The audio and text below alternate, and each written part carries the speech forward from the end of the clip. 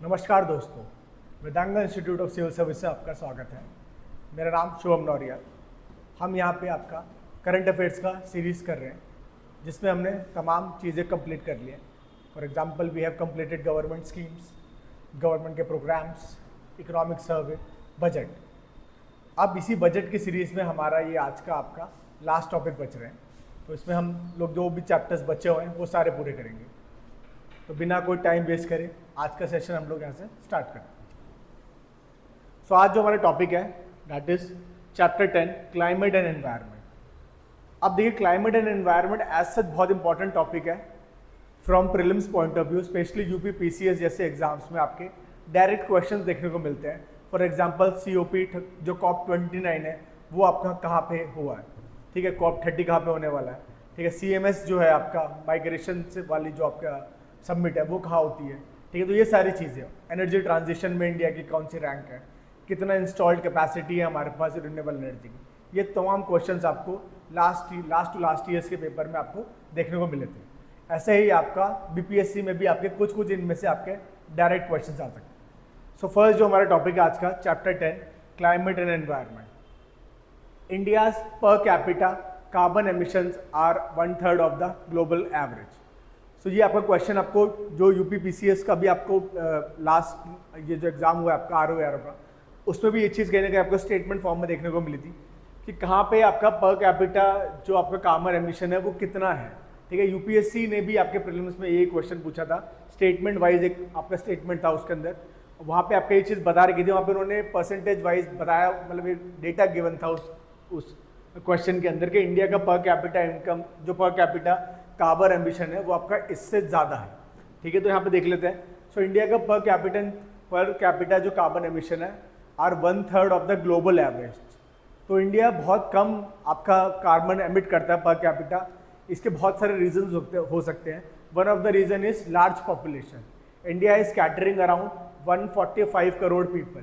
तो वो कहीं ना कहीं आपका जो फिर ग्लोबल एवरेज जो हम पूरे अपने कंट्री का एवरेज निकालते हैं वो आपका बहुत ज़्यादा कम आता है as compare to global average. अब गोल हमारा यही है, अभी हमारा जो पंच अमृत जो हमारे गोल्स थे उसमें से हमारा जो 5th गोल था वो यही है कि achieving net zero emissions by 2070। ये आप लोग याद रखिएगा कि क्या हमारा जो हमारा टारगेट ईयर है वो कौन सा है, 2070 है। Then the cost of adaptation for India is approximately 5.6% of the GDP। अब जो क्लाइमेट चेंज या उससे रिलेटेड जो भी फिनोमिना आपको देखने को मिल रहे हैं उनसे अगर आपको अडेप्ट करना है, so you need to invest around 5.6% of your GDP। तो अडेप्टेशन की ये कितनी कॉस्ट आती है आपकी, ठीक है। That is why India is also asking for developed countries financial aid in COP29। अब इंडिया हमेशा लगातार जितनी भी आपकी एनवायरमेंटल समिट्स होती है उसमें इंडिया का यही कहना है कि developed countries own this responsibility to transfer technology as well as to develop other developing countries. तो उसमें ही आपका ये जो, क्योंकि देखिए साफ लिखा हुआ है ये चीज़ कि we need around 5.6% of our GDP in order to adapt to climate change या ग्लोबल वार्मिंग है उससे निपटने के लिए। अब इसके लिए हमारे पास हमने इनिशिएटिव्स क्या क्या स्टार्ट करे। तो first of all this is very important initiative, life initiative है आपका, द लाइफस्टाइल फॉर एनवायरनमेंट। ये इंट्रोड्यूस किया था इंडिया ने COP26 जो ग्लासगो में हुई थी आपकी, ग्लासगो आपका UK में पड़ता है, इन 2021 बाय इंडिया, ठीक है। तो आपके मोदी जी यहाँ पे गए थे, वहाँ पे ये आपका स्टार्ट किया ये इनिशिएटिव कि लाइफस्टाइल फॉर एनवायरनमेंट, कि will try to live a lifestyle, will try to use all the resources in such a manner that it will be beneficial for environment. कहीं ना कहीं सस्टेनेबल लिविंग की बात यहाँ पे इस प्रोग्राम के अंदर, इस इनिशिएटिव के अंदर मोदी जी ने कही थी। अब इसका आप देख लेते आगे इसके क्या क्या हाईलाइट रहा इसका। To create a collective impact that is greater than the sum of it parts. अब देखिए ये बहुत इंपॉर्टेंट लाइन है, एज सच ये लाइन आपको ऐसे वगैरह में भी आपको देखने को मिल सकती है, ठीक है। तो आप लोग जब भी कभी अगर ऐसे कोई लाइन दिखेगी, to create a collective impact that is greater than the sum of its part. देखिए अब जो अगर देखिए बाई चांस कोई भी चीज़ हमने अब इंडिविजुअली जो हम लोग कर रहे हैं तो वो इंडिविजुअली को जब हम समअप करते हैं तो उसका वो इक्वल आता है, ठीक है। For example 1 + 1 is equals to 2, तो 2 एज अ टर्म भी आपका 2 ही रहेगा और इंडिविजुअल 1 + 1 करूँगा तो वो भी आपका कहीं ना कहीं 2 रहेगा। बट इस जो लाइन है आपका ये बहुत ही ऐसे आपके क्वेश्चन ऐसे जो आपके यूपीएससी का जो ऐसे पेपर आता है उसमें आपको ये देखने को मिल सकता है। सो यहाँ पे जो इनका अप्रोच है वो एक कलेक्टिव इम्पैक्ट का अप्रोच है, where sum of the parts is greater than individual initiatives. ठीक है, सो आप जैसे अगर फॉर एग्जांपल मैं कोई एक एफर्ट करता हूँ that will be beneficial for the environment, same कोई मेरा इंडिविजुअल मेरा फ्रेंड करता है, तो हम दोनों को जब उसको कंबाइन कर लिया जाएगा तो वो ज़्यादा बड़ा होगा एज हमारे इंडिविजुअल जो हम लोग कलेक्शन में करेंगे उससे। ठीक है, तो ये कहीं ना कहीं इस चीज़ को दर्शाने के लिए है, क्योंकि देखिए उसमें एक चेन रिएक्शन हो जाता है। सपोज अगर मैं आपका रोज आपका एक हेल्दी लाइफस्टाइल आपका फॉलो करता हूँ, सेम मेरा फ्रेंड भी फॉलो करता है, तो इंडिविजुअल को जब हम ऐड करेंगे वो उतना ज़्यादा नहीं आएगा, बट उसके बाद क्या होगा कि अगर हम दोनों का वो कलेक्टिव एफर्ट देखा जाएगा तो उससे कार्बन एमिशन हमारा कम होगा, हम लोग ज़्यादा से ज़्यादा आपका कार्बन को सिक्वेस्टर करने की बात करेंगे, ज़्यादा से ज़्यादा वेस्टेज कम करने की बात करेंगे, तो उसका आपका कलेक्टिव एफर्ट बहुत ज़्यादा आता है। ठीक है, तो ये चीज़ आपको यहाँ पे दिखाई गई है as a global mass movement. ठीक है, so this life approach, this life initiative acts as a global mass movement where we'll try to motivate others also, not just our own people but other countries people also, to live a life that is beneficial for the environment. Promoting principles like equity का principle इसमें हम follow करने की बात कर रहे हैं, common but differential responsibility। देखिए हमारा इंडिया का हमेशा से ये चीज़ रही है, कॉप में भी हमारा ये लोग हम इसी अप्रोच से यहाँ पे मीटिंग्स अटेंड करते हैं, डेट वी नीड इक्विटी। एक तो पहली बात आपको इक्विटी होनी चाहिए, आपका सबका समान रूप से आपको चीज़ें मिलनी चाहिए, बट यहाँ पे कॉमन बट डिफरेंशिएटेड रिस्पॉन्सिबिलिटी है। ठीक है, we all have common responsibility to conserve our nature, we all have common responsibility to protect our environment, to live a life that will be beneficial for the environment. But कहीं ना कहीं यहाँ पे common हमारा गोल होने के बाद भी हमारी डिफरेंशिएटेड रिस्पॉन्सिबिलिटी है, we all are not alike.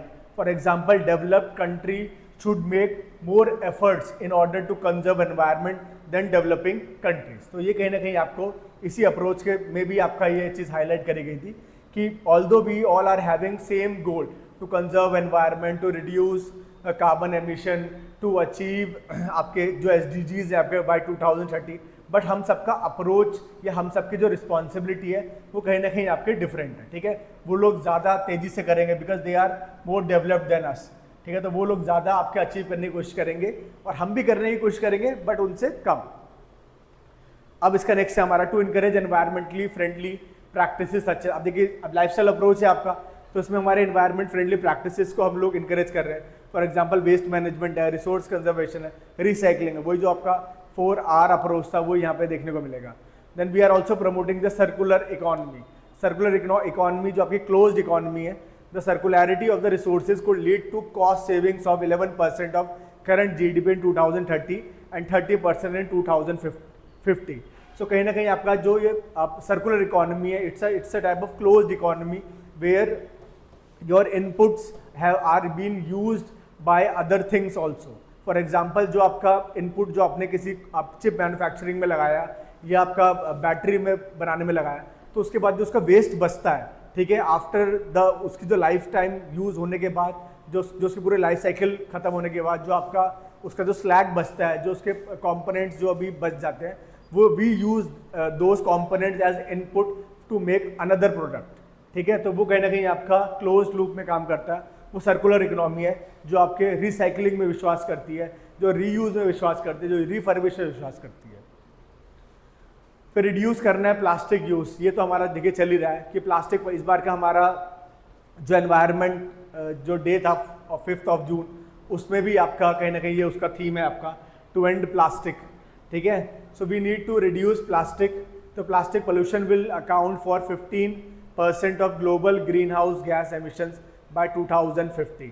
तो ये आपका कहने के प्रोजेक्शंस है कि जो प्लास्टिक से पोल्यूशन होगा वो अराउंड आपके 15% होगा ग्लोबल ग्रीन हाउस गैस का 2050 में। So India is one of the lowest per capita plastic consumer. ठीक है, तो कहीं ना कहीं इसमें भी देखिए although we are the one of the largest nation who is producing plastic और who is processing this plastic, but फिर भी कहीं ना कहीं हमारा जो पर कैपिटा जो यूसेज है of plastic is very very low. ठीक है।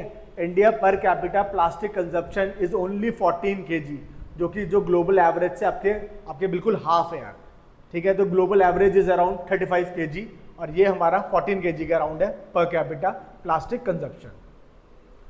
तो देखिए ये भी आपका फिर ये कहीं ना कहीं इसके लिए भी आपका रिस्पॉन्सिबल जो आपका रीज़न है वो आपका पॉपुलेशन है, because India is one of the largest, ये वन ऑफ द क्या आप तो सबसे लार्जेस्ट पॉपुलस कंट्री है हमारी, ठीक है। तो उस हिसाब से आपका कहीं ना कहीं जो पर कैपिटा कंजप्शन आता है वो बहुत कम आ जाता है। अब चेंजिंग लाइफस्टाइल इसके अंदर है। House hold consumption account for around 2/3 of the global green house gas emission. तो ये भी आपका कि जो हाउस होल्ड कंजप्शन है हमारा वो 2/3 जो global green house gas emission है उसके लिए रिस्पॉन्सिबल है। As per UNFCCC, cutting dairy and meat from our diets can reduce our emissions by 66%। तो ये आपका ये you have to remember this thing कि कहीं ना कहीं you have to be a vegan in order to reduce global greenhouse gas emissions, ठीक है। you have to be a vegan, ठीक है, बिकॉज आपका कहीं ना कहीं देखा गया है कि UNFCCC की रिपोर्ट है, it's a scientific research on which this data has been form that कि कटिंग अगर आप डेयरी और मीट को अगर अपने डाइट से आप लोग कम कर लेते हो, रिड्यूस कर लेते हो, तो it will going to have a chain effect where further emissions will be reduced by 66%। फिर फूड वेस्टेज जो बहुत ज़्यादा है आपका, food wastage accounts for more than 8%। देखिए these are the data that you can directly quote in your GS paper 3, ठीक है। तो फूड वेस्टेज की वजह से भी around 8% global green house gas emissions होती हैं, ठीक है। और इंडिया फूड वेस्टेज में आपका बहुत ज़्यादा है, although we suffer from hunger, we suffer from food insecurity, फिर भी फूड वेस्टेज हमारे देश में बहुत ज़्यादा है। खासकर जो आपको ये बिग फैट वेडिंग्स देखने को मिलती है जो इंडियन कल्चर में चलती हैं, तो उसमें आपका फूड का बहुत ज़्यादा वेस्टेज होता है। So we need to reduce this food wastage also in order to reduce global warming. फिर cycling, carpooling, recycling, finishing food on the plate, adopting a vegan and vegetarian diet. So all these are the efforts that you can do in your daily life in order to reduce global carbon gas emission, ठीक है। तो कहीं ना कहीं आपके जो green house gas emissions है उनको कम करने के लिए आप ये सारे इनिशिएटिव्स भी आपके अडॉप्ट कर सकते हो in your daily lifestyle. The goal is for at least 80% of all the villages and urban local bodies to become environmentally friendly by 2028 under this mission. तो कहीं ना कहीं जो लाइफ मिशन है उसका टारगेट यही है आपका, the goal is to change at least 80% of our villages और अर्बन लोकल बॉडीज कि वो सारे के सारे आपके एक एनवायरमेंटली फ्रेंडली बन जाए कहीं ना कहीं, ठीक है। अगर वो आपके बेसिकली अगर वो कम नहीं कर सकते अपना कार्बन एमिशन या ग्रीन हाउस गैस एमिशन, तो आपको उसको सिक्वेस्टर करें, नेट जीरो बनाने की बात यहाँ पे कही गई है। फिर COP29 जो बहुत इंपॉर्टेंट रहा आपका, first of all you have to remember this thing कि this COP29 was held in Baku, November 2024 के अराउंड होता है हर साल, ठीक है। तो इस बार का ये 29 जो था आपका बाकू में हुआ, 29 session of annual climate conference under UNFCCC। Target इसका यही था इस बार का, जो चीज़ मतलब अचीवमेंट है ये चीज़ कि we have achieve the target of USD 300 billion annually by 2035। तो ये इस पे आपके सहमति बन गई है, ठीक है। सो ये ट्रिपल जो बिलियन जो आपके 300 बिलियन के आसपास, अब देखिए जो स्टार्ट किया था ये, तो ये 100 बिलियन का था, ठीक है। Now this amount has been tripled कि कहीं ना कहीं क्लाइमेट फंड के अंदर you have to donate around 300 billion, ठीक है, specially by developed countries in order to adapt climate change effects. अब आउटकम्स की बात करें, so first of all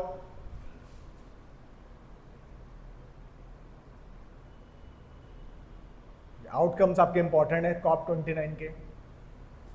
so outcomes है आपके demand for enhanced climate finance agreement to provide 300 billion per year bye 2035 was deemed insufficient by India. अच्छा देखिए ये वाली चीज़ भी है कि although they have decided to provide around 300 billion per year of financial aid till 2035, फिर भी ये जो आपकी डिमांड है this was found to be insufficient by India. India ने माना कि ये जो आपकी अमाउंट है वो इनसफिशिएंट है बिकॉज जितनी पेस से क्लाइमेट चेंज हो रहा है उसके अडेप्टेशन पे भी आपको यू नीड टू इन्वेस्ट मोर।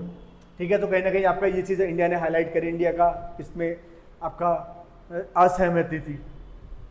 फिर जो नेक्स्ट आउटकम है इसका finalisation of carbon market mechanism. So ये भी कहीं ना कहीं इसके जो कार्बन मैकेनिज्म के जो रूल्स है आपका, देखिए वैसे हमने एनवायरनमेंट वाला जो हम करंट अफेयर्स देख रहे थे उसमें हमने देख लिया था, बट फिर भी आपको मोटा मोटा आपको यहाँ पे दिखा देता हूँ। कार्बन जो मार्केट मैकेनिज्म है that was from Paris climate deal, जो आपका जो 6 वाला जो आपका आर्टिकल है उसमें ये कार्बन मार्केट मैकेनिज्म के बारे में बात कर रहे थे। तो उसके रूल्स में कहीं ना कहीं आपका डिसएग्रीमेंट था between developed countries and developing countries. तो अब उस पर एक फाइनलाइजेशन हुआ है कि कैसा मैकेनिज्म रहने वाला है। COP29 achieved a significant milestone by finalizing the rules for carbon market under Article 6 of the Paris Agreement। तो यही Article 6 में बात कर रहा था, Paris Agreement डील से ही आप चीज़ आ रही है आपका। तो फाइनली इसके they have decided कि but all rules are there for carbon market, कैसे ये वर्क करेगा आपका। ठीक है, ये मैंने आपको वहाँ पे ये चीज़ बताई भी थी, उस वाली आप देख सकते हैं, वो आपके जो करंट अफेयर्स की 2nd या 3rd वीडियो में हमने ये चीज़ डिस्कस करी है कि how we have moved from जो आपका CDM वाली जो चीज़ थी आपका क्लीन डेवलपमेंट मैकेनिज्म था, उससे now we have move to sustainable development mechanism. तो कैसे वो डबल अकाउंटिंग वाली जो प्रॉब्लम थी वो सॉल्व करनी थी हमारे को, और नाउ इसके लिए now we have finalize rules for carbon market. Finally आपका COP29 में ये चीज़ फाइनल हो चुकी है, रूल्स फाइनल हो गए। फिर आगे देखें थर्ड जो आउटकम रहा, इंडिया ने रिटरेट करा the principle of common, but देखिए इंडिया हमेशा से यही मानता है कि ठीक है, although we are having common goal to preserve nature, to conserve environment, but still we all have different responsibilities. Developed countries should put more efforts than developing countries because they are the one who are generally responsible for this climate change। ठीक है, कहीं ना कहीं आपका industrialisation के era से climate change जो 1700 के बाद से आपका इंडस्ट्रियलाइजेशन जो पेस पकड़ा, उस पर developed countries are more responsible for this current global climate changes. ठीक है, तो कहीं ना कहीं उनको वो रिस्पॉन्सिबिलिटी आपको माननी चाहिए, they should be held accountable and that is why they should put more efforts on climate adaptation. ठीक है, वो लोग आपको डेवलपिंग कंट्रीज को टेक्नोलॉजी ट्रांसफर करेंगे, उनको डेवलप करने की रिस्पॉन्सिबिलिटी भी आपके निभाएंगे, प्लस जो क्लाइमेट चेंज की जो प्रॉब्लम्स है उसको टैकल करने में भी आपके हेल्प करेंगे। फिर नेक्स्ट हमारा 4th, India called for climate finance to be provided primarily through grants and concessional funding rather than loans। अब ये वाली चीज़ भी है, ठीक है, कि एक तो आप ये 300 बिलियन का आपने ईयरली आपने क्लाइमेट फंड बनाया, ठीक है, on the top of that you will also provide these grants and concessional fundings rather than loans in order to provide for this climate finance। तो कहीं ना कहीं आपको क्लाइमेट फाइनेंस करने के लिए आपको ये कुछ ग्रांट्स प्रोवाइड करने, कंसेशनल फंडिंग देनी है और लोन्स नहीं देने हैं। ठीक है, क्योंकि लोन्स कहीं ना कहीं आपके डेट ट्रैप जैसी सिचुएशन आपके ला सकते हैं। ठीक है, so you have to provide these grants, concessional funding दो आप उनको। ठीक है, जो भी आपके लीस्ट डेवलपमेंट कंट्रीज हैं, डेवलपिंग कंट्रीज हैं। India supported the global emphasis on carbon removal technology such as direct air capture, afforestation and biochar. तो कहीं ना कहीं इंडिया ने बाकी चीज़ों पे अपनी सहमति दिखाई। ठीक है, India have agreed on this direct air capture करके आप लोग कार्बन सिक्वेस्टर कर सकते हो, उस पर इंडिया ने सहमति दिखाई। एफॉरेस्टेशन में हमेशा से इंडिया आपका अग्री रहा है। ठीक है, बायोचार पे कि बायोचार आप कोल का एक as an alternative you can use this biochar बनाओ आप लोग। ठीक है, तो इन सारी ये आपके जो कार्बन रिमूवल टेक्नोलॉजीज में इस पे इंडिया ने आपके पूरा का पूरा अपना अग्रीमेंट दिया है।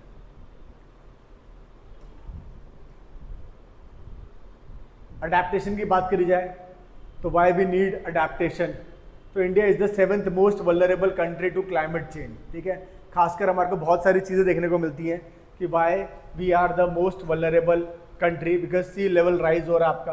तो जो भी हमारा कोस्टल जो रीजन है आपके 11,000 किलोमीटर्स के अराउंड, ठीक है, तो वो सारा का सारा कहीं ना कहीं आपके प्रोन हो जाता है to this sea level rise. वो आपके कोस्टल इरोजन जैसे प्रॉब्लम्स हैं, सुनामी आ सकता है, आपका साइक्लोन्स आ सकते हैं, तो वो सारी चीज़ें हो सकती हैं। Then we are also facing this extreme weather changes, erratic monsoon है हमारे वहाँ, हीट वेव्स आती हैं, कोल्ड वेव्स आती हैं। ठीक है, फिर देन बायोडाइवर्सिटी लॉस बहुत ज़्यादा, हैबिटेट लॉस हो जाता है बहुत ज़्यादा due to climate change.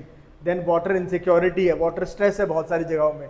We have celebrated day 0 in many cities, like Shimla में हमने बनाया, चेन्नई में बनाया। सो ड्रॉट टाइप आपके सिचुएशन है बहुत ज़्यादा, वाटर स्ट्रेस है बहुत ज़्यादा, ठीक है। तो ये सारी समस्याएं हैं, that is why we need adaptation, ठीक है। तो ये आपके सारे रीजंस यहाँ पे बताए गए हैं। देन हमारे पास अपना खुद का पॉलिसी है, नेशनल अडेप्टेशन प्लान है, ministry of environment, forest and climate change का। अब अडेप्टेशन जो नेशनल अडेप्टेशन जो प्लान है हमारा, वो किन किन चीज़ों पे अडेप्टेशन की बात करता है। First of all it talks about agriculture, कि why adaptation is necessary for agriculture, और क्या क्या हमें करना चाहिए। तो फोकस करना चाहिए research and development of climate resilient seeds. कहीं ना कहीं आपका जो क्लाइमेट रेजिलिएंट सीड्स है, जो आपके एक तरीके से आपके हाई यील्डिंग सीड्स भी होंगे, प्लस आपके क्लाइमेट रेजिलिएंट भी होंगे। उनको आपके जो एराटिक मानसून वाला जो प्रॉब्लम है या जो ड्रॉट वाला जो प्रॉब्लम है, उससे आपको एज सच कुछ आपका फर्क नहीं पड़ेगा, ठीक है। तो वो हमें क्लाइमेट रेजिलिएंट सीड्स लेके आने चाहिए। फॉर एग्जांपल जो हमने कॉटन में भी देखा था ये चीज़ की, कॉटन वाला जब हम लोग बजट के स्टार्टिंग में डिस्कस कर रहे थे कि कॉटन के लिए they are bringing this high yield variety cotton seeds, जो कहीं ना कहीं आपके जो लॉन्ग वाला जो स्टेपल वाले जो चीज़ होती है वो आपके लेके आ रहे हैं।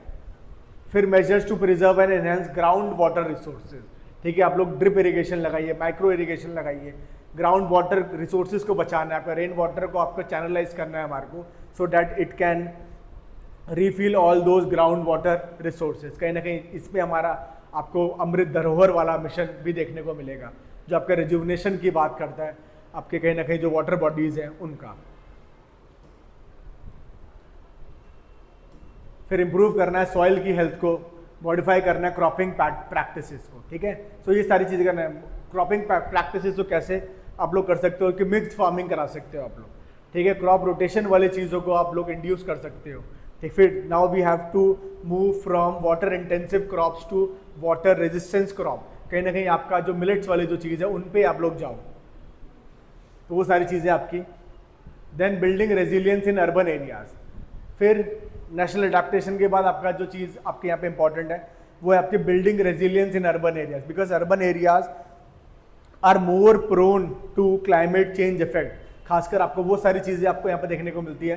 फॉर एग्जांपल अर्बन फ्लड, तो अर्बन फ्लड टाइप सिचुएशन जैसे बैंगलोर में आपके कहीं ना कहीं इस बार देखने को मिले, दिल्ली में आपको देखने को मिलती है। देखिए अभी अब चल ही रहा है ये चीज़, ठीक है। कहीं ना कहीं आपका अर्बन फ्लड की समस्याएं आपको जितनी भी मेजर सिटीज़ हैं वहाँ ये सब चीज़ें देखने को मिलती है। देन अपार्ट फ्रॉम दिस आपका अर्बन हीट लैंड इफेक्ट जो है आपका, हीट आइलैंड इफेक्ट जो है आपका, वो कहीं ना कहीं आपको देखने को मिलता है। देन आपका फिर और भी बहुत सारी समस्या है, एयर पॉल्यूशन की समस्या है, आपके नॉइज़ पॉल्यूशन की समस्या है, वाटर पॉल्यूशन की समस्या, वाटर स्ट्रेस है यहाँ पे। तो urban areas due to an number of reason, whether it is poor urban planning, whether it is old infrastructure, whether it is encroachment of आपके वाटर बॉडीज, तो बहुत सारी है, डिफॉरेस्टेशन जैसी समस्याएं हैं, ठीक है। सो आपके एन नंबर ऑफ रीजन्स है that will lead to that will making this urban areas more prone to climate change effects. तो उसी के लिए हमें क्या कैसे रेजिलियंस बनाना है, नेशनल एक मिशन आया है ऑन सस्टेनेबल हैबिटेट। कहीं ना कहीं आपका जो इंटरफेस है आपका between environment, animals and humans, उसको इम्प्रूव करना है through this sustainable habitat mission. फिर वेस्ट मैनेजमेंट करना है, वाटर मैनेजमेंट करना है, एनर्जी, ग्रीन बिल्डिंग्स आपको बनानी है, ठीक है। ग्रीन बिल्डिंग्स बनानी है जिनका आपका कहीं ना कहीं आपका बहुत आपका नो कॉस्ट पे आपकी चीज़ें एनर्जी यूसेज है उनका। फिर मोबिलिटी को आपने इंप्रूव करना है, एयर क्वालिटी को इंप्रूव करना है। मोबिलिटी को कैसे कर सकते हो आप लोग, ट्रांजिट ओरिएंटेड डेवलपमेंट के थ्रू, ठीक है। मास रैपिड ट्रांसपोर्टेशन सिस्टम आप लोग लगाओ। ट्रांजिट ओरिएंटेड डेवलपमेंट क्या होता है कि जैसे आपका लंदन है कि आपको नियर बाई आपको सब चीज़ें अवेलेबल मिलेंगी। For example your house is very near to your office, hospital facility is very near to your house. तो ये सारी चीज़ें जो है आपके आसपास में मिल जाती है, ठीक है। जैसे आपका गुड़गांव वाले जो चीज़ है जहाँ पे रैपिड रेल है आपकी, वहाँ पे आपके ऑफिसेज है, घर है, आपके जो रिक्रिएशनल एक्टिविटीज़ के लिए जगहें हैं, वो सारी चीज़ें वहाँ पे आपके जस्ट नियर बाय आपके प्रेजेंट है। तो उसको हम लोग ट्रांजिट ओरिएंटेड डेवलपमेंट कहते हैं। तो वैसे ही मोबिलिटी में आपको ये चीज़ों को रिवैम्प करना है, अर्बन प्लानिंग प्रॉपर करनी है, आपको ग्रीन कवर लगाना है, ठीक है। For green cover you can use Miyawaki technique. कहीं ना कहीं आप मियावाकी टेक्निक का यूज़ करके अर्बन फॉरेस्ट्री कर सकते हो, वर्टिकल फार्मिंग आपका यूज़ कर सकते हो, ठीक है। जैसे आपने जो मेट्रो स्टेशन या मेट्रो के पिलर्स हैं उनमें देखा होगा कि वर्टिकल फार्मिंग होती है आपकी, वहाँ पे आपका ऐसा सच आपके जो पिलर्स हैं उनमें आपको वो आपको प्लांटेशन दिखाई देती है। तो vertical you can go for vertical plantation, you can go for aquaponics, hydroponics, तो वो सारी चीज़ें आप लोग कर सकते हो in order to improve green cover in urban areas. फिर बायोडाइवर्सिटी को इम्प्रूव करना है, the Atal mission for rejuvenation and urban transformation. कहीं ना कहीं आपका ये वाला मिशन भी आपका अमृत मिशन है, जो अर्बन एरियाज को ट्रांसफॉर्म करने की बात करता है, ग्रीन स्पेसेस बनाने की बात करता है, पार्क्स बनाने की बात करता है, वॉकवेज होंगे आपके, साइकिल ट्रैक्स होंगे आपके। सो कहीं ना कहीं ये सारी चीज़ें आपको मिलेंगी यहाँ पे, ग्रीन स्पेस और ये सारे पार्क्स वगैरह, that will going to act as green cover, that will be a very good thing to go for carbon sequestration or to maintain आपके adequate temperature and environment in urban areas। फिर इसी में हमने अमृत 2.0 देख लिया था कि क्रिएट कर रहा है वाटर सिक्योर सिटी। जो स्पॉन्ज सिटी वाला जो कंसेप्ट है वो भी कहीं ना कहीं आपका ये चीज़ है कि वाटर सिक्योर सिटीज बनानी है। वाटर बॉडी रिजुवनेशन प्रोजेक्ट्स है हमारे, जैसे मैंने आपको बताया कि अमृत धरोहर, सीवर डाइवर्शन ट्रीटमेंट करना, आपका प्रॉपर ड्रेनेज सिस्टम होना चाहिए, आपका reuse of water and grey water management आपका कहीं ना कहीं होना चाहिए। देन वर्टिकल गार्डन्स है आपके, ऑल्सो कॉल्ड लिविंग वॉल्स, और वर्टिकली मैं आपको बता ही चुका हूँ। Better thermal performance of buildings, देखिए आपके बेटर जो आपके वर्टिकल गार्डन्स है, it will act as an insulation, ठीक है, ये इंसुलेशन प्रोवाइड करते हैं टू योर बिल्डिंग्स, ठीक है। तो ये कहीं ना कहीं आपका थर्मल परफॉर्मेंस आपके इनहांस करते हैं ऑफ बिल्डिंग्स। कार्बन सिक्वेस्ट्रेशन के लिए आपके जाने जाते हैं, बायोडाइवर्सिटी को इंप्रूव करते हैं। Example, income tax departments initiative to create vertical gardens using over 7 lakh waste plastic bottles. तो वो जो वेस्ट प्लास्टिक बॉटल्स हैं उनमें आपने ये वर्टिकल गार्डनिंग की है, वो आपके सारे वॉल्स में आपने उनको इस हिसाब से अटैच किया है कि वो आपका एक तो आपका ब्यूटिफिकेशन आपकी वाली चीज़ इनहांस होती है, on the top of that will act as an carbon sequestration major.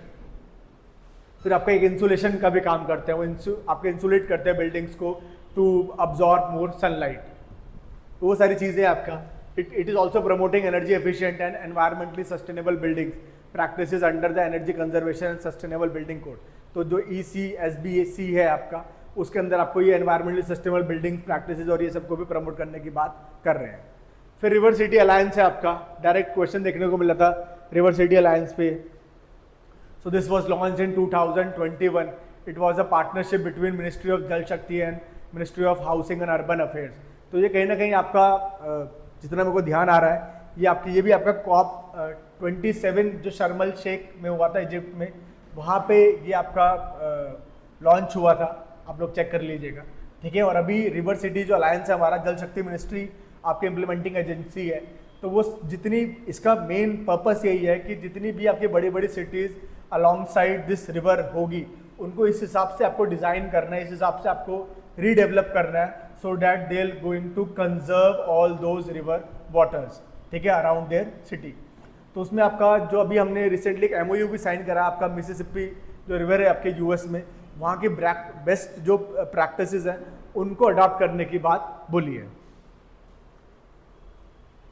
सो ये आपका रिवर सेंट्रिक डेवलपमेंट है in 145 cities and all these cities are present around rivers. जो मेजर रिवर्स है उसके अराउंड ये सिटीज है। फॉर एग्जांपल शायद इसमें प्रयागराज है आपकी, ठीक है, वाराणसी है इसमें से एक सिटी, फिर आपका जो भोपाल वाली सिटी है वो इंदौर है आपका, ये सारी सिटीज आपके है इसके अंदर। Then they are also talking about adaptation in coastal regions because coastal regions are very much prone to आपके जो environmental hazards हैं, especially due to climate change, तो उनको adaptation की बात कर रहे हैं। So planting करो, sustaining करो आपकी planting and sustaining mangroves, building sea walls, artificial reefs, beach nourishment, dune planting, sand bypassing, तो ठीक है, all these measures are there in order to enhance adaptation of coastal regions, ठीक है। तो कहीं ना कहीं आपका मैंग्रोव्स के लिए for example we are having this MISHTI programme for mangroves, mangroves को रिजुवनेट करेंगे, प्लांट करेंगे मोर एंड मोर, ठीक है। फिर बिल्डिंग सी वॉल्स आप बनाओ, आर्टिफिशियल रीफ्स लगाओ, जैसे आर्टिफिशियल जो आपके कोरल रीफ्स है उसके लिए हमारी टेक्नोलॉजी भी है, बायो रॉक टेक्नोलॉजी, ठीक है। In paper this question can be asked कि bio rock technology is related to what, so this is about artificial reef formation, जो शायद हमारा एक आपका प्लांट चल भी रहा है आपका कच्छ का जो आपका गल्फ ऑफ कम्बत है आपका गुजरात के कोस्ट में, ये आपका प्रोग्राम चल रहा है बायोरॉक टेक्नोलॉजी यूज़ करके we are developing this artificial reef, ठीक है। फिर बीच नरिशमेंट करो आप, उनको न्यूट्रिएंट्स प्रोवाइड करो, ठीक है, अच्छे से स्टेबलाइज करो, ड्यून प्लांटिंग करो आप, सैंड बाईपासिंग करो, सो आपका जो कोस्टल इरोजन वाली जो प्रॉब्लम है वो कहीं ना कहीं आपको टैकल कर सको।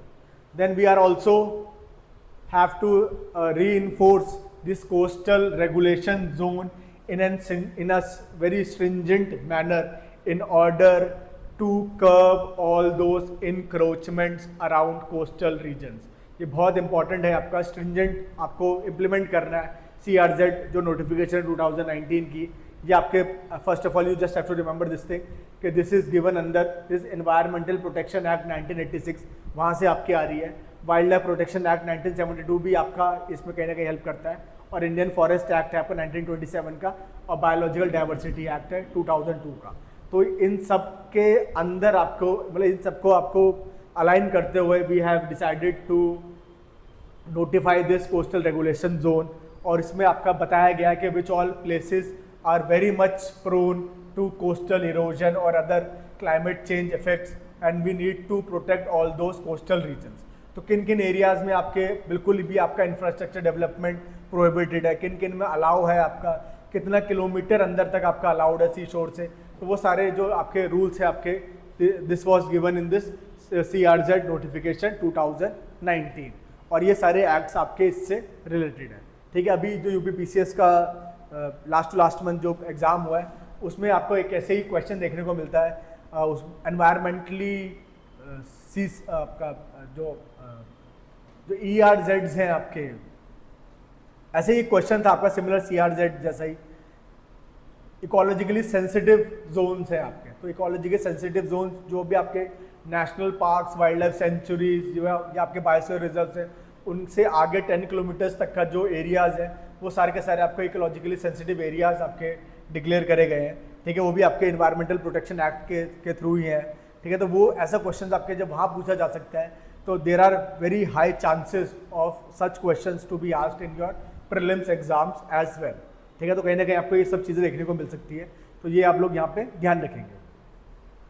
Then promoting systematic rice intensification, so कहीं ना कहीं जो आपका डायरेक्ट राइस सीडलिंग वाला जो मेथड है, we have to use that method that will going to conserve more and more water. देखिए अभी क्या होता है, जो आपकी राइस की जो खेती होती है वो आपका क्या होता है कि आपका एक बहुत बड़ा प्लॉट होता है, उस प्लॉट में एक छोटा सा 1/4 एरिया जो होता है वहाँ पे आपके राइस की सैपलिंग्स को आपका उगाया जाता है। जब वो थोड़ी बहुत ठीक ठाक हाइट की हो जाती है उसके बाद उसको आपका दोबारा आपका प्लांट किया जाता है आपके जो बड़ा वाला फील्ड होता है उसके अंदर, और उसमें क्या करता है कि पूरा वाटर से फिल कर दिया जाता है।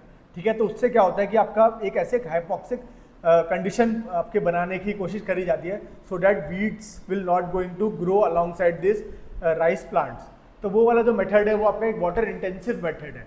अब उसके कंपैरिजन में ये मेथड ये लोग अडॉप्ट कराने की कोशिश कर रहे हैं कि यहाँ पे सिस्टमेटिक राइस इंटेंसिफिकेशन वाला मेथड है जहाँ पे डायरेक्ट सीडलिंग यूज़ करा जाएगा। देखिए आपका ड्रिल करके सीधा आपके जो लैंड है आपका कल्टिवेबल लैंड है उसमें उस सीड को डाला जाएगा, और उसके थ्रू उसमें आपका फिर आपका जो ड्रॉप बाय ड्रॉप आपका ये ड्रिप इरिगेशन के थ्रू वो आपका इरिगेशन करी जाएगी, और फिर वो आपके ऐसे प्लांट्स को ग्रो करा जाएगा। ठीक है, तो वो आपका ज़्यादा बेटर मेथड है in comparison to that old method of rice cultivation, जो कि कहीं ना कहीं आपके वाटर की जो प्रॉब्लम है उसको बचा रहा है। ठीक है, प्लस जो आपका due to this rice cultivation we are also facing this high chances of methane emission from this rice fields. तो वो कहीं ना कहीं जो आपका एक फैक्टर है बहुत बड़ा, जो कहीं ना कहीं GHG जो एमिशन है ओवरऑल उससे कंट्रीब्यूट करता था, उससे उन सब चीज़ों से आपका ये बचाएगा। ठीक है, सो in economic survey also they have highlighted this thing कि we need to promote systematic rice intensification method.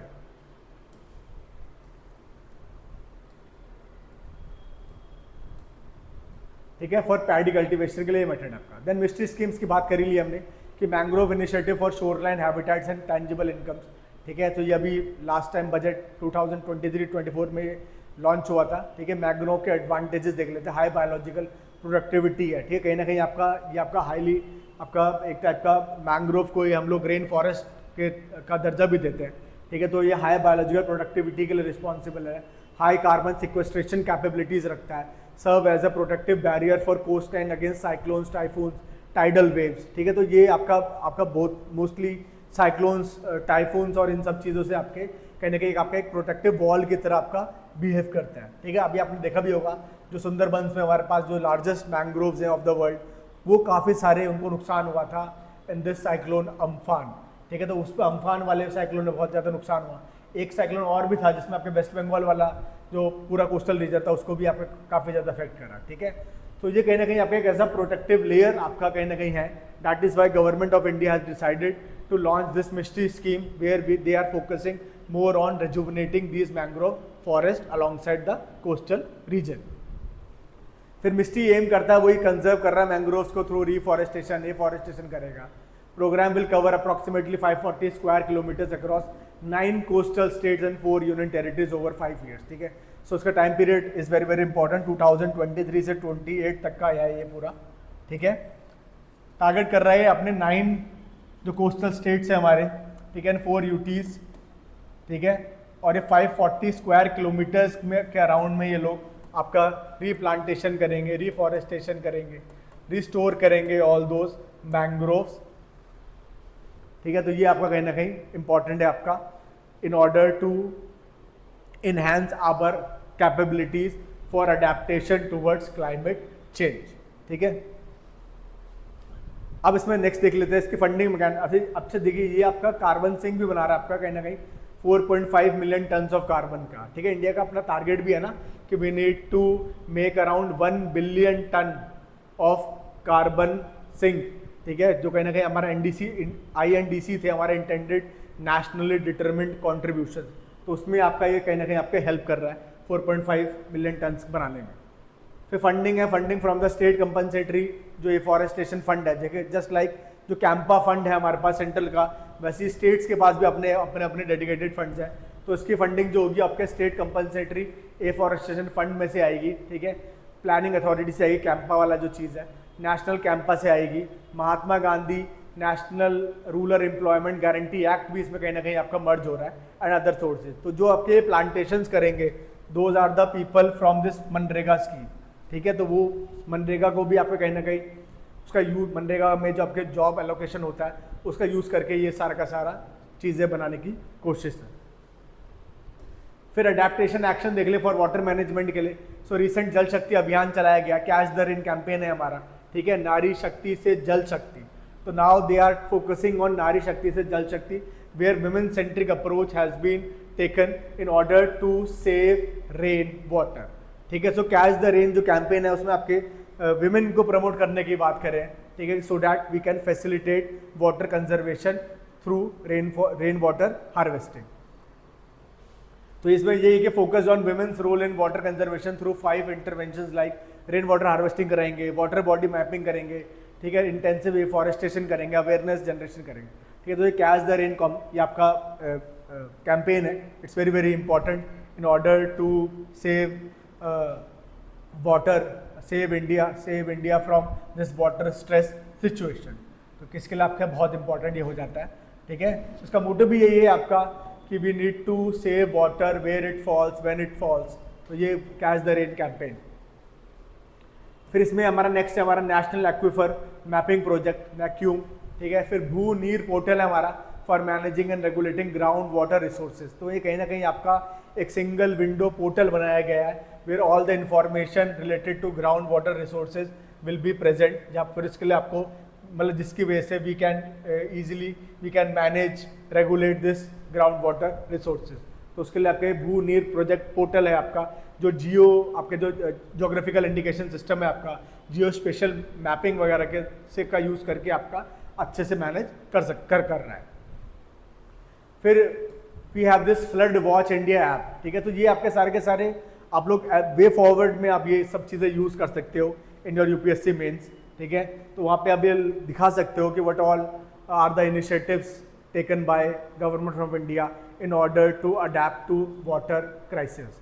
तो उसमें हमने एक नया ये ऐप बनाया है, फ्लड वॉच इंडिया ऐप है, जो आपका एक अर्ली वार्निंग सिस्टम जैसा है, launched by central water commission, provides real time flood forecast, ठीक है। तो कहीं ना कहीं आपके अर्ली वार्निंग सिस्टम की तरह वर्क करेगा, जो रियल टाइम में आपको फ्लड का फोरकास्ट बताएगा, ठीक है। तो जिससे हमारा easily you can do rescue, आपके जो भी आपके प्रोग्राम्स हैं वो आप कर सकते हो। फिर नेक्स्ट इसके अंदर हमारा जल संचय जन भागीदारी इनिशिएटिव, ठीक है, तो ये गुजरात ने आपके लॉन्च किया है, जल संचय जल भागीदारी, ठीक है। तो ये लोग आपके वाटर कंजर्वेशन की बात कर रहे हैं थ्रू कम्युनिटी पार्टिसिपेशन। फिर ये हमारा नेक्स्ट है the smart laboratory on clean rivers SLCR under the India Denmark green strategic partnership in Varanasi. So India has also signed this MOU with Denmark where we are having this smart laboratory on clean rivers. तो कहीं ना कहीं आपके जो R&D होगी related to how we can conserve river waters, वो आपके एक लैब बनाई गई है इन वाराणसी में। प्रीलिम्स पॉइंट व्यू से पूछा जा सकता है, खासकर UP PCS में, कि डेनमार्क की, पहले तो ये पूछा जा सकता है कि which country is partnering India in this green strategic partnership, तो उसमें हमारा डेनमार्क है इसका आंसर, ठीक है। ये दोनों मिलकर एक स्मार्ट लेबोरेटरी बना रहे हैं ऑन क्लीन रिवर्स, और ये कहाँ बन रही है? वाराणसी में। Place is very important, country is very important, ठीक है। डेनमार्क याद रखिएगा, वाराणसी याद रखिएगा। Varanasi is the place where they are developing this smart laboratory on clean reverse.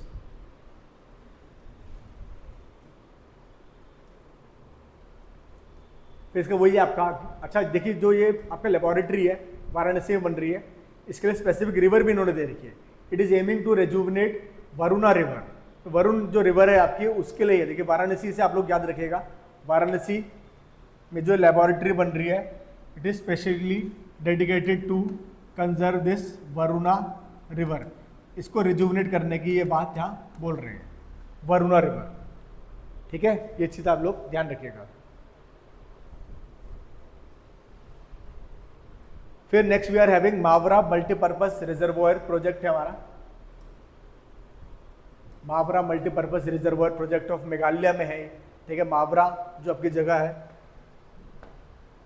Meghalaya में है, ठीक है, ऐसे याद रख सकते हैं। दिस इज इन ईस्ट खासी हिल्स। 3 आपके हिल्स हैं यहाँ पे, गारो, खासी, जैंतिया, ठीक है। तो उस पर जो ईस्ट खासी हिल्स है उस पर मावरा मल्टीपर्पज रिजर्वोयर प्रोजेक्ट बना रहे हैं, which is aiming to conserve rain water, recharge करेगा ग्राउंड वाटर को, rejuvenate springs, restore the catchment area and rehabilitate mine spoiled land. फिर जल जगुआर कैंपेन है हमारा नेक्स्ट।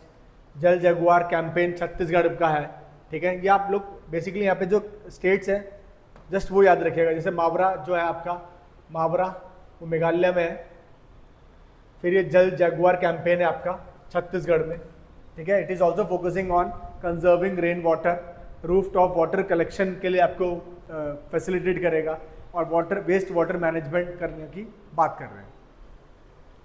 फिर नेक्स्ट टॉपिक इस चैप्टर में देख लेते हैं, एनर्जी ट्रांजिशन की बात कर रहे हैं, ठीक है। हाउ वी हैव ट्रांजिशन, कि कैसे हमारा एनर्जी आपका एवोल्यूशन हुआ है, ठीक है, कि कैसे हम लोग पहले वुड यूज़ करते थे as a source of energy, then we start using coal, फिर आपका ऑयल एंड गैस, फिर न्यूक्लियर एंड इलेक्ट्रिक अब देखने को मिलता है, ठीक है। So this was our history. We have evolved from wood as a source of energy to coal, then to oil and gas, and lastly currently we are having this nuclear and electrical energy. Although we still use coal, oil and gas, wood, but आपका ये कहीं ना कहीं आपका देखने को मिलता है कि धीरे धीरे हम लोग इवॉल्व हुए हैं। ये मतलब एनर्जी ट्रांजिशन हुआ है। India's current per capita energy consumption is about 16.7 giga joules per year. तो कहीं ना कहीं ये भी आपका डेटा बहुत इंपॉर्टेंट है, प्रीलिम्स पॉइंट ऑफ व्यू से भी, मेंस पॉइंट ऑफ व्यू से भी, कि आपको प्रीलिम्स में तो आपको एक स्टेटमेंट देखने को मिल सकता है कि इंडिया का पर कैपिटा एनर्जी कंजप्शन वो है आपका 16.7 गीगा जूल्स पर ईयर, ठीक है। वहाँ पे आपको 20 गीगा जूल्स मिल सकता है, 10 गीगा जूल्स मिल सकता है। आप हो गए हाँ यार सारी चीज़ें तो कम है पर कैपिटा, तो क्या पता ये भी 10 के आसपास हो, बट नहीं, this is around 16.7 giga joules. 16 या 17 अगर आपका ऑप्शन में होगा तो वो ठीक होगा, ठीक है। मेंस में आप लोग डायरेक्टली मार्क कर सकते हो अगर एनवायरनमेंट में ऐसा कुछ क्वेश्चन आए कि why India is focusing on common but differentiated responsibilities and respected capabilities. तो उसमें आप ये लोग दिखा सकते हो कि although India is a populous nation, still we are having very low per capita energy consumption and that is around 16.7 kilo joules, ठीक है। तो ये कहीं ना कहीं हमारे हेल्प करता है अपने जो स्टेटमेंट है उसको जस्टिफाई करने में, और प्रीलिम्स के लिए तो आपको ऐसा चाहिए पूरा का पूरा इंपॉर्टेंट है ही।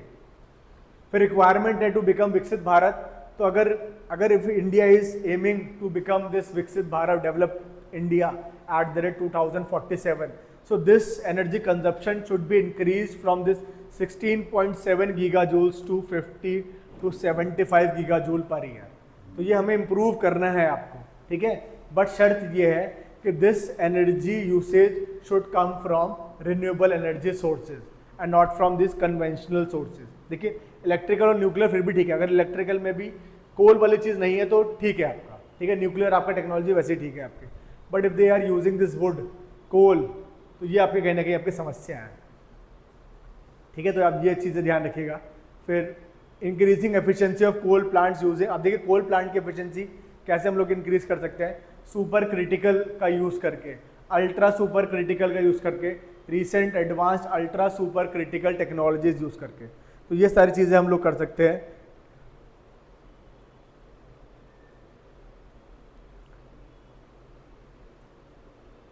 ठीक है, तो ये सारी चीज़ें हम कर सकते हैं आपका in order to increase efficiency of coal plants. ठीक है, तो सुपर क्रिटिकल वाले में क्या होता है आपका कि आपका बेसिक ये चीज़ें कैसे वर्क करती हैं कि ये सारे के सारा ना आपका अच्छे से कोल को यूज़ कर रहे, कंप्लीट कंजप्शन ऑफ कोल के थ्रू आपका एनर्जी जनरेट करने की बात करता है.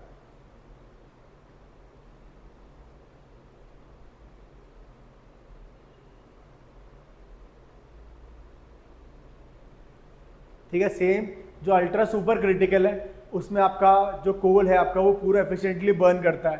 फिर recent advanced ultra super critical में जो आपके जो इसके अदर एक्सटर्नैलिटीज़ है आपका, जैसे आपका फॉर एग्जांपल जो सल्फर का एमिशन होता है, जो कार्बन मोनोऑक्साइड का एमिशन होता है, तो उन सबको भी एक कर्व कर देता है, वापस से रीइंफोर्स करता है into that coal power plant, और उससे आपका जो एमिशन वाली जो प्रॉब्लम है वो भी कहीं ना कहीं आपके टैकल होती है.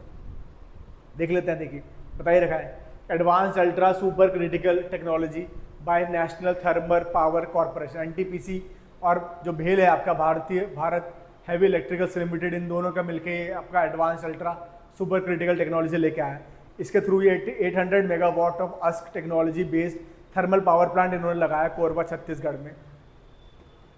तो ये कहीं ना कहीं आपका रिड्यूस कर रहा है आपका एमिशन को about 11% compare to super critical plant. ठीक है, तो देखिए सुपर क्रिटिकल प्लांट का भी एक अपर वर्जन है, एडवांस्ड आपका वर्जन है आपका. ठीक है, और ये कहीं ना कहीं इसका जो प्लांट आपका लगाया गया है ये आपका एनटीपीसी और भेल ने लगाया गया है इन कोरबा छत्तीसगढ़. ठीक है, क्योंकि कोरबा में आपका मेजर कोल फील्ड्स प्रेजेंट है, तो वहीं पे आपका ये प्लांट लगा गया है. ठीक है, in order to produce electricity from this coal field, और उसके लिए टेक्नोलॉजी यूज़ करी इन्होंने AUS के अस्क टेक्नोलॉजी यूज़ करी है.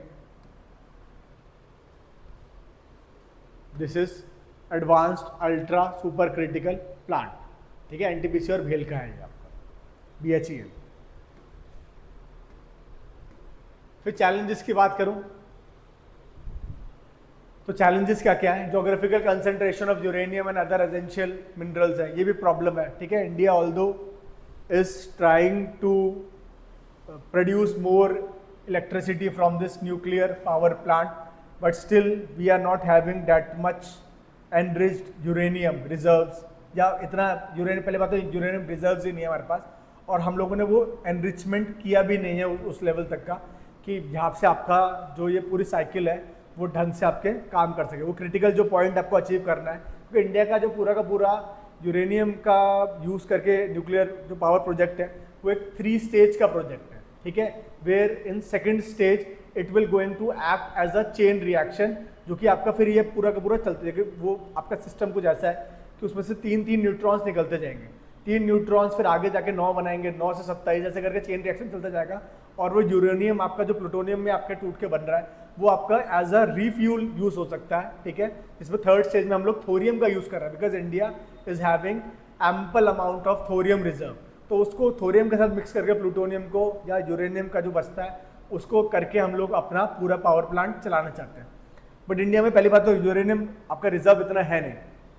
ठीक है, और on the top of that we don't have other essential minerals also in India. ठीक है, तो वो वाली चीज़ें भी हमारे पास नहीं है. तो जोग्राफिकल कंसंट्रेशन आपके कहने के यूरेनियम और अदर एसेंशियल मिनरल्स की चैलेंज है इस चीज़ में. फिर we are having concerns about safety and uncertainty of nuclear power plants. तो कहीं ना कहीं जो हमने देखा बहुत सारी और जो न्यूक्लियर पावर प्लांट्स हैं, जैसे चेरनोबिल डिजास्टर की हम लोग बात करते हैं, ठीक है, या जापान वाले जो है आपका योकोहामा वाला, उसकी हम जो बात करते हैं, तो उसकी वजह से हमारे को बहुत ज़्यादा कंसर्न है related to safety and uncertainty for this nuclear power plant. इसलिए instead of big nuclear power plants we are trying to establish small modular reactors. जो आपने बजट में भी देखा कि कुछ 25 के अराउंड स्मॉल मॉड्यूलर रिएक्टर्स आपके सैंक्शन हुए हैं, जो आपका कम फ्यूल में अच्छी इलेक्ट्रिसिटी प्रोवाइड कर सके, जो कि आपके सस्टेनेबल हो, ठीक है। फिर disassembling and recycling solar panels is a complex process. ये वाली चीज़ भी है। सोलर की अगर बात करूँ मैं कि सोलर में जो प्रॉब्लम आती है वो है डिसेंबलिंग करने की, रिसाइकल करने के सोलर पैनल्स को, ठीक है। And we are also highly dependent on countries like China for this photovoltaic cells. तो जो पीवी के जो सेल्स जो आपके मेजर आपका यूज़ होते हैं आपके to generate this solar energy, उसके लिए इंडिया कहीं ना कहीं आपका अभी भी चाइना जैसे कंट्रीज पे डिपेंडेंट है। We don't have that manufacturing base in India for generating enough amount of solar energy, ठीक है। तो जितना हम लोग सोलर में सरप्लस होने के बाद भी हम लोग उतना उसका पोटेंशियल को अचीव नहीं कर पा रहे हैं, ठीक है, बिकॉज ये डोमेस्टिक मैन्युफैक्चरिंग की समस्या है इंडिया में।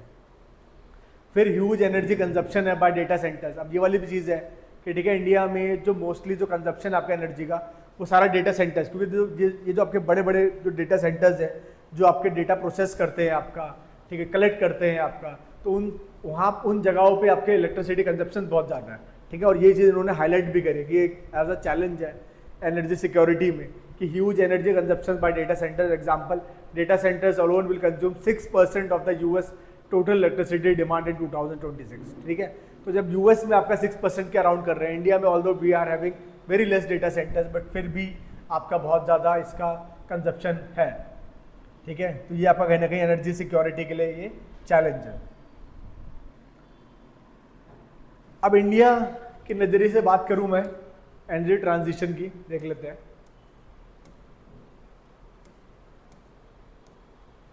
देखिए, तो हमारा इंडिया में हमने टोटल इंस्टॉल्ड जो कैपेसिटी है इट इज़ अराउंड 470 गीगावाट्स। 2025 का डेटा है ये आपका, ठीक है। In this renewable energy installed capacity is around 220 gigawatts, ठीक है। This is till March 2025।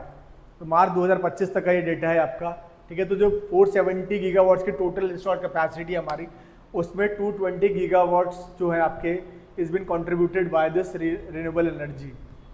तो ये आप लोग लिख सकते हैं। अब renewable energy now constitute about 47% of India के टोटल इंस्टॉल्ड कैपेसिटी। तो ये जो 220 गीगावाट है आपका कहीं ना कहीं ये 47% है। गोल हमारे ये है कि 50% हमें रीच करना है बाय 2030, बट देखिए अभी 2025 में हमने 47% आपका अचीव कर लिया है। तो हो सकता है कि ये आपको कुछ आने वाले समय में या जो भी इस साल जो आपकी COP होने वाली है उसमें ये आपको बढ़ता हुआ दिखाई दे। इंडिया में बात करूं अगर मैं कि कौन कितना कंट्रीब्यूट करता है इन दिस, तो सबसे ज़्यादा आपका जो रिन्यूएबल एनर्जी इंस्टॉल्ड कैपेसिटी है उसमें सोलर का कॉन्ट्रीब्यूशन सबसे ज़्यादा है। फर्स्ट नंबर पर सोलर है आपका 46.20%, ठीक है। नहीं सॉरी, ये आपका कोल है आपका। अच्छा, ये पूरे की बात कर रहे हैं, नॉट जस्ट आपके रिन्यूएबल एनर्जी, ये आपका पूरा जो आपका पावर इंस्टॉलेशन कैपेसिटी है हमारे पास, उसमें कोल का सबसे ज़्यादा आज भी आपका कंट्रीब्यूशन है 46.20%। फिर सेकंड सोलर है हमारा 20.60%, then we are having wind 10.50%, फिर आपका हाइड्रो 10.30%, फिर आपका गैस आता है 5.40%, और फिर आपके ये सारे जो है अदर RES, न्यूक्लियर 1.80% है आपका, डीजल 0.1% है, लिग्नाइट 1.40% है, ठीक है। तो लिग्नाइट हमारा आपका मिलता है बहुत ज़्यादा, ठीक है, जो लो क्वालिटी का आपका कोल है। तो अभी भी अगर देखा जाए तो इंडिया का जो एनर्जी मिक्स है इसमें आपका कोल का कंट्रीब्यूशन बहुत ज़्यादा है। सो जो इलेक्ट्रिसिटी प्रोडक्शन है हमारे देश में अभी भी कोल सबसे ज़्यादा आपका इन्वॉल्व है इसमें। 46.20% के अराउंड आपका कहीं ना कहीं कोल का देखने को मिलता है, ठीक है। After coal we are having solar installed capacity जो कि आपके 20.60% है। देन उसके बाद फिर आपका विंड है आपका 10.60% के आसपास, फिर विंड है आपका विंड के आपका हाइड्रो है आपका 10.30% के आसपास, फिर आपका नीचे गैस आ जाता है 5.40%, फिर आपका न्यूक्लियर एनर्जी, आप क्योंकि अदर वाली चीज़ें छोड़ दीजिए, न्यूक्लियर एनर्जी याद रखिएगा 1.80%, और फिर ये थोड़े बहुत और है। ठीक है, तो ये सारी चीज़ें हमने देखी कि इंडिया के एनर्जी ट्रांजिशन में।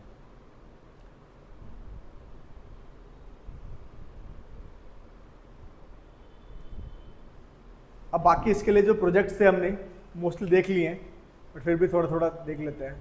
अब एफर्ट्स में यही हमारा जो जनमन हमने जो आपका प्रधानमंत्री जनजातीय आदिवासी न्याय महाअभियान है, यहाँ पे न्यू सोलर पावर स्कीम आपके चलाई जा रही है for tribals and particularly vulnerable tribal groups, उनके हैबिटेशन विलेजेस में, in order to integrate these isolated people with solar energy. तो कहीं ना कहीं आपका जो मेन स्ट्रीम में सोलर एनर्जी इतना ज़्यादा तेज़ी से बढ़ रहा है, उसी के तहत आपको इनको भी लाने की कोशिश करी गई है थ्रू दिस पीएम जनमान स्कीम। ठीक है, फिर धरती आभा जनजातीय ग्राम उत्कर्ष अभियान है आपका दाग जगुआ। ठीक है, तो ये इसमें भी आपका इलेक्ट्रिफिकेशन कर रहे हैं आपका 1 लाख अनइलेक्ट्रीफाइड हाउस होल्ड्स का in tribal and PVTG areas. तो इनको भी मेन स्ट्रीम आपका जो इकोनॉमी है आपकी, उससे जो मेन स्ट्रीम इंडिया है आपका, उससे कनेक्ट करने के लिए they are electrifying this 1 lakh unelectrified households, जो कि मेजरली आपके ट्राइबल और पीवीटीजीज वाले एरियाज में। ठीक है, फिर यहाँ पे आपके ऑफ ग्रिड सोलर लाइटिंग वाला प्रोसेस भी लगाने की कोशिश करेंगे 1500 मल्टीपर्पज़ सेंटर्स में आपके। ये सब आप लोग देख लीजिएगा, ऐसा कुछ इंपॉर्टेंट नहीं है। फिर पीएम सूर्य घर मुफ्त बिजली योजना, ये हर स्टेट की अपनी अलग अलग है, तो ये हम वहाँ पे देखेंगे। फिर वायबिलिटी गैप फंडिंग हमने देख चुके हैं। ग्रीन एनर्जी कॉरिडोर बनाने की बात कर रहे हैं, तो ग्रीन एनर्जी कॉरिडोर जो आपका फेज़ 1 में बनेगा, वो 8 स्टेट्स है इसमें यहाँ पे न्यू ट्रांसमिशन लाइन्स लगाई जाएंगी, सब स्टेशन लगाए जाएंगे, और ये पूरा का पूरा ऐसा कॉरिडोर बनेगा जहाँ पे पूरा का पूरी जो आपकी एनर्जी सोर्स है आपका, वो कहीं ना कहीं ग्रीन टेक्नोलॉजी से आ रहा है, या आपका जो रिन्यूएबल एनर्जी सोर्स है आपका, वो यहाँ पे प्रेजेंट है। फॉर एग्जांपल आपका यहाँ पे सोलर पावर पैनल्स लगाए जाएंगे आपके, या आपका विंड एनर्जी के सिस्टम्स लगाए जाएंगे, तो वो सारी चीज़ें। फिर नेशनल बायो एनर्जी प्रोग्राम है हमारा, जहाँ पे we are aiming to transform waste into energy. ठीक है, तो ये कहीं ना कहीं आपका देख सकते हो sorry, as of 31 December 2024, 55 solar parks with a cumulative capacity of approximately 40 gigawatts have been sanctioned across 13 states। तो ये सब आपका एज डेटा ज़्यादा कुछ इंपॉर्टेंट नहीं है, आगे देखते हैं, ये सब हमने देख लिया वैसे। फिर हमारा ग्रीन हाइड्रोजन मिशन है, ये कई बार आ चुका है, अब चांसेस कम है इसके आने के। सॉवरन ग्रीन बॉन्ड्स भी देख लिए हैं हमने। Growing carbon sink of forest in India, तो इंडिया का जो एनडीसी मैं आपको बताया कि हमें कार्बन सिंक इंक्रीज करना है, सॉरी वो 1 बिलियन बोला था, आपको करेक्ट कर लीजिएगा कि it is around 2.5 to 3 billion tons of carbon dioxide equivalent. तो कहीं ना कहीं हमारे को जो सिंक बनाना है, जो हमारा इंटेंडेड नेशनली डिटरमिन्ड कॉन्ट्रीब्यूशन का भी एक गोल है, वो आपका 2.5 से 3 billion tons of carbon dioxide equivalent आपका बनाने की बात करता है। ठीक है, इससे मतलब आपका इंप्रूव करना है, आपको मतलब इंप्रूव करना है फॉरेस्ट कवर को, एडिशन करना है आपके ट्री कवर का। ठीक है, bye 2030। So according to the current trend, we are doing excellent and even surpassing the NDC target of 2.5 to 3 आपका 2.5 to 3 billion tons of carbon dioxide equivalent. तो हम लोग बहुत अच्छा कर रहे हैं इस केस में। ठीक है, और कहीं ना कहीं हमको ये उम्मीद है कि we will surpass this target decided by our prime minister in COP21 Paris में जो आपका हुआ था। ठीक है, उसके अंदर ये डिसाइड हुआ था आपका 2.5 से 3 बिलियन टन्स वाला, तो उसको हम लोग सरपास कर जाएंगे कहीं ना कहीं आपके 2030 से पहले। फिर ग्रीन क्रेडिट प्रोग्राम हम लोग चला रहे हैं। It was notified by government of India on 12 October 2023 under environment protection act के अंदर ये आपका आया ग्रीन क्रेडिट प्रोग्राम। तो ये voluntary plantation activities across the country करवाएगा।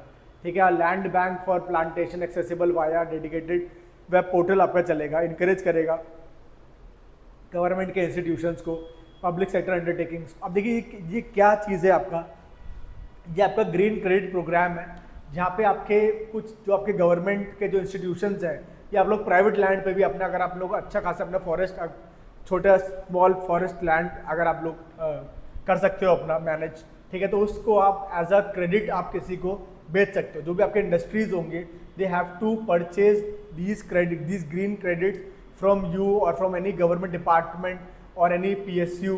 ठीक है, जहाँ पे ये आपका प्रेजेंट होगा। ठीक है, अब ये क्या करेंगे कि जैसे आपको हर एक इंडस्ट्री को एक आपका एमिशन टारगेट दे दिए गए हैं।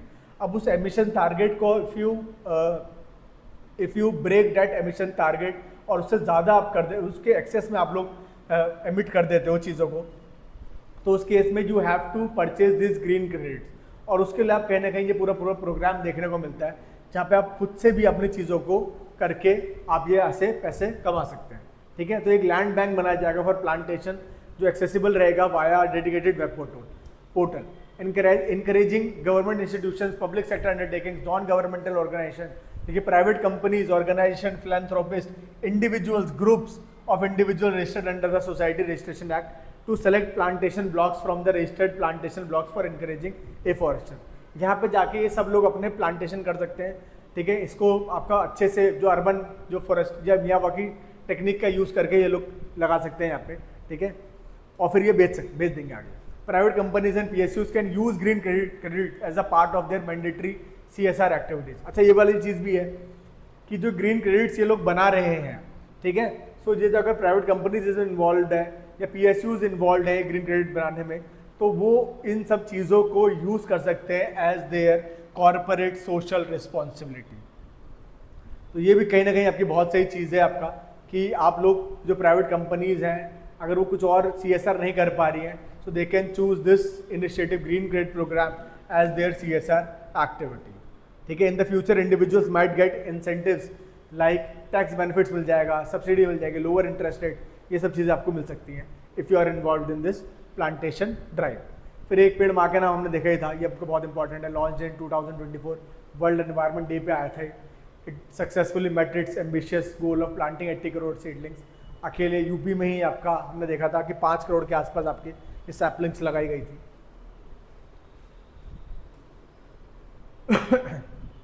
एयर पोल्यूशन पे एज सच जिसमें कुछ इंपॉर्टेंट चीज़ देनी रखी है, ये जब हम लोग एनवायरनमेंट वाला सेक्शन देखेंगे वहाँ पे करेंगे ये सब चीज़ें।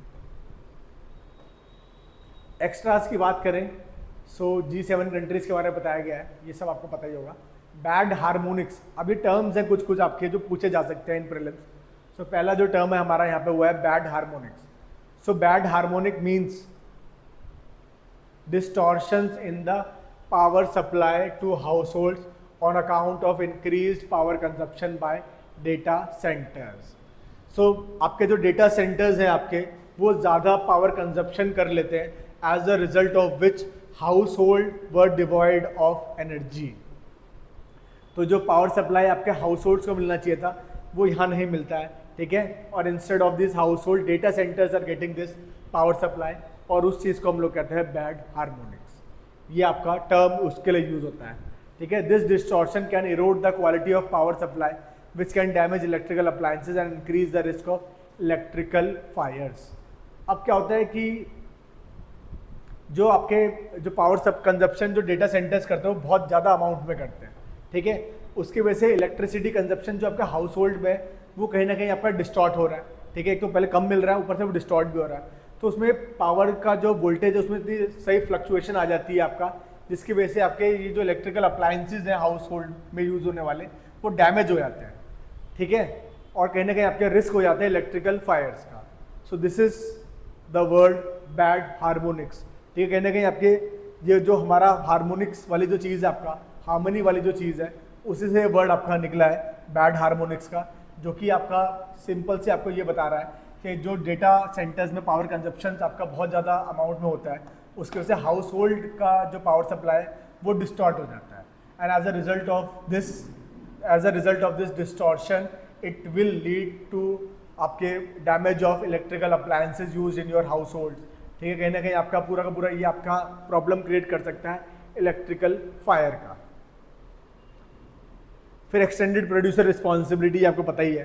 ठीक है, एक इनोवेटिव मैकेनिज्म है for waste management in which manufacturers and producers are made responsible for the waste generated by their products post consumption. ठीक है, तो इसमें आपका ये जो आपका जो प्रोड्यूस कर रहा है, जो मैन्युफैक्चर कर रहा है उस प्रोडक्ट को, उसी की रिस्पॉन्सिबिलिटी है टू आपके वापस टू आपके they are responsible to manage that waste that is generated after the use of your product। so कहने के इन्हीं की आपकी रिस्पॉन्सिबिलिटी है। ठीक है, ये आपके एक्सटेंडेड प्रोड्यूसर रिस्पॉन्सिबिलिटी है। They have this compulsion to take back their own product after their life use.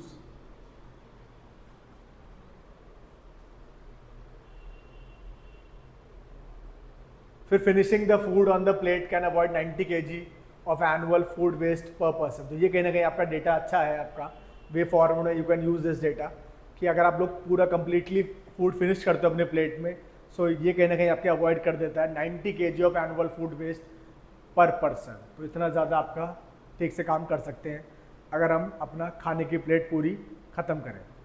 फिर recycling 1 ton of newspaper can avoid 25,000 litres of water wastage. तो ये वाली चीज़ भी है कि जो हम लोग न्यूज़पेपर पढ़ते हैं, आपका the Hindu, the Indian express, जो भी पढ़ते हो आप लोग, ठीक है, अगर आप उसको रिसाइकिल करने के लिए जो रद्दी वाला आता है आपका, ठीक है, अगर आप उसको वापस कर देते हो और वो उस चीज़ का रिसाइकिल करने के लिए प्रोसेस कर देता आगे, तो अगर 1 टन का न्यूज़पेपर हम लोग रिसाइकिल करेंगे तो this will going to avoid around 25,000 litres of water.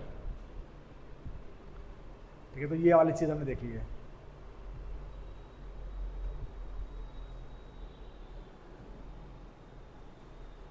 सो आज के लिए इतने ही देखते हैं, ठीक है। नेक्स्ट क्लास में हम लोग कुछ और 1-2 और टॉपिक्स बच गए हैं, कोशिश करेंगे तो वो सारे टॉपिक्स भी आपके उस क्लास में कवर हो सकें। Thank you guys. कुछ भी कोई प्रॉब्लम हो, कोई आपको डाउट हो, तो you can write in comment section, ठीक है। जितनी जल्दी आप लोग कमेंट सेक्शन में अपने डाउट्स लिखेंगे, उतना ही जल्दी हम लोग उसको रिजॉल्व करने की कोशिश करेंगे। आज की क्लास के लिए थैंक यू।